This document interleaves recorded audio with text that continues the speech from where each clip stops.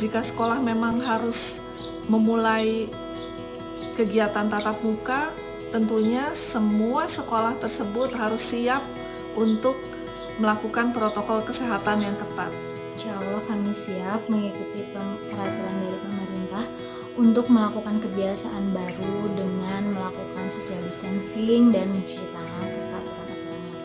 Dari parkiran aja kita sudah dikasih hand sanitizer atau pengecekan suhu gitu. Jadi dan guru-guru pun di sekolah tuh yang masuk tuh secara bergantian. Jadi kita harus memang mematuhi protokol yang ada. Enggak sih, aku masih takut karena kan beberapa minggu terakhir nih Jakarta terus nambah nih pasien COVID-nya.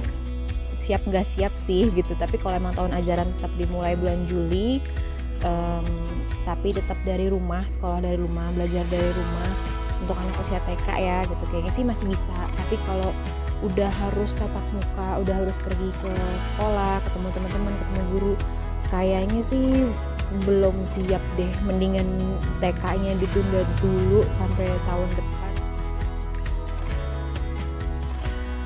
Usia TK 4-5 tahun, 6 tahun gitu kayaknya masih susah banget untuk dikasih tahu kalau dia itu harus jaga jarak, harus selalu pakai masker, harus selalu cuci tangan, harus hati-hati untuk nggak sembarangan pegang hidung dan mulut gitu ya. Ada dua pertimbangan. Pertama itu tren kasusnya menurun. Nah, ini penting kan, maksudnya kalau tren menurun ya berarti kan insya Allah kondisi udah aman, udah nggak ada kasus lagi. Yang kedua itu menerapkan protokol kesehatan.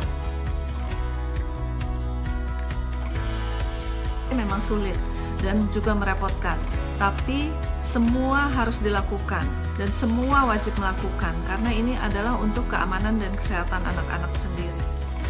Tidak, karena memang sudah terbiasa dengan melakukan protokol kesehatan yang telah diterapkan di sekolah. Hanya saja perlu ada penyesuaian lagi terhadap new normal ini, seperti menjaga jarak serta memakai masker.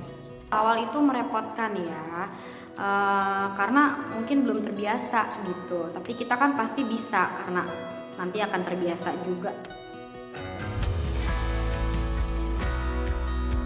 Anak maupun guru terus dilakukan pembiasaan agar semuanya bisa berjalan dengan baik dan lancar, dan nantinya dengan adanya protokol kesehatan ini tidak lagi merepotkan dan tidak lagi menyusahkan karena sudah menjadi habit bagi semua orang.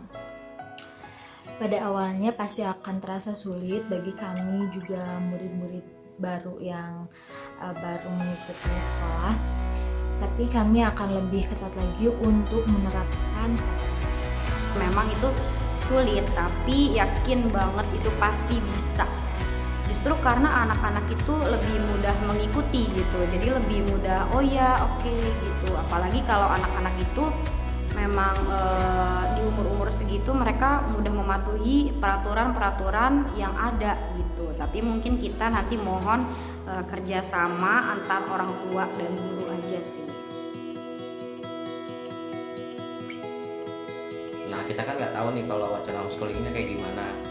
Mungkin perlu dijabarin dulu sama pemerintah homeschoolingnya kayak gimana. Kalau gue sih setuju aja, karena kan lebih aman, anak juga jadi nggak pergi kemana-mana, di rumah aja. Dan Aku belum ada pikiran untuk pakai metode homeschooling untuk anak ya.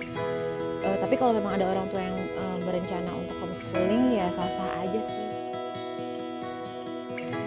yang masuk sekolah duluan itu kan anak SMP, SMA dan SMP ya, pokoknya yang dewasa gitu deh, yang dewasa gitu deh.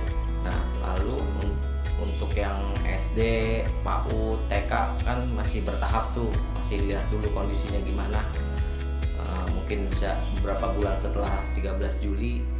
Karena TK butuh banyak bermain sambil belajar dan sosialisasi. Jadi kami sangat berharap dari pemerintah untuk lebih memikirkan lagi solusinya untuk bagaimana cara belajar murid-murid TK yang seharusnya. Anak-anak kan resiko terpaparnya juga masih sangat besar gitu, apalagi kalau kayak di sekolah TK kan anak juga masih senang bermain dengan fasilitas bermain yang sama teman-temannya, menggunakan alat belajar yang sama gitu bareng-bareng gitu. Jadi resiko terinfeksinya kan cukup besar. Jadi untuk membuat kebijakan terkait sekolah sih untuk pemerintah semoga nanti bisa lebih dipertimbangkan.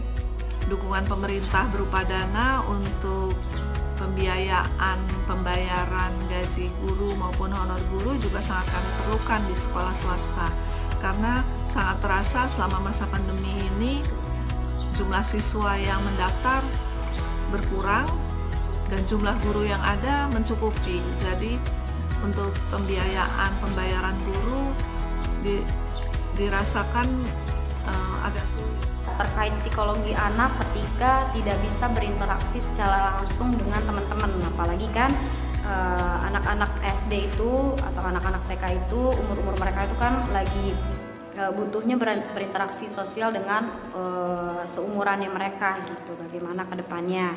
Terus yang terakhir, kita sebagai guru mau minta secepatnya pedoman belajar online itu kayak gimana sih sebenarnya gitu, biar sama serempak semuanya.